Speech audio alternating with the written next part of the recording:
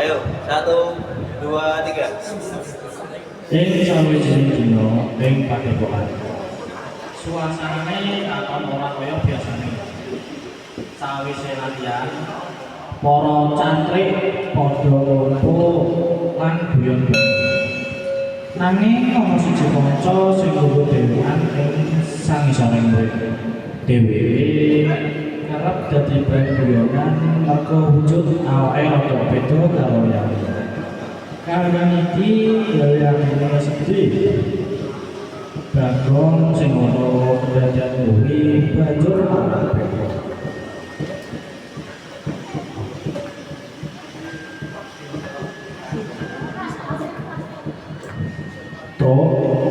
Aku kok sedih ya ing padepokan ana kanca sing kerep diburu anti lara mergo awake rada lebu.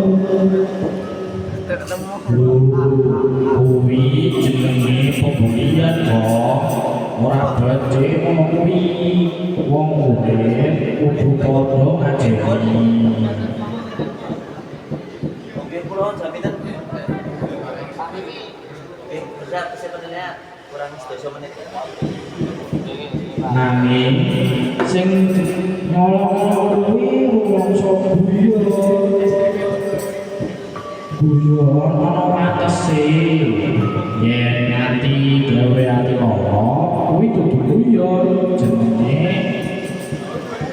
nanging nyakiti. Wingi aku weruh dheweke ngomong dhewean ora melu latihan. Mripate kaya wong arep nangis. Ya ampun, kuwi tandane atine wis kesel. Wong sing diburu kuwi asring momen nanging sajrone atine kebabro susu.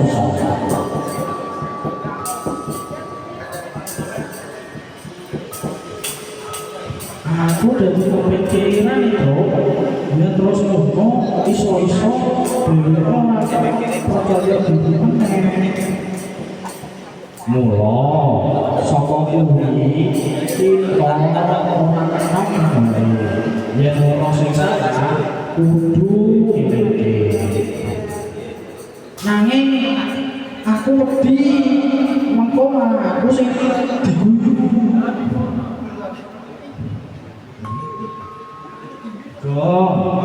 Wani bela sing bener kuwi tandha kesatria sejati. Senajan awakmu cilik, atimu kudu gedhe. Dadi aku kudu piye? Sesuk yen ono meneh kodho kanthi alus nanging teges. Lan ajak kancamu kuwi dolan bareng supaya ora rumangsa dhewean. Bener ya toh, urip perempuan kuwi luwih ayem timbang seneng dhewe lara ati. Yo ngono kuwi, saben wong duwe kekurangan lan kelebihan. Aja ngremehke wong liya. Oke to, wiwit dino iki aku arep dadi kanca sing koyo apik. Nah, kuwi sing tak arepe. Ayo koyo bapak bicara. Sudahlah.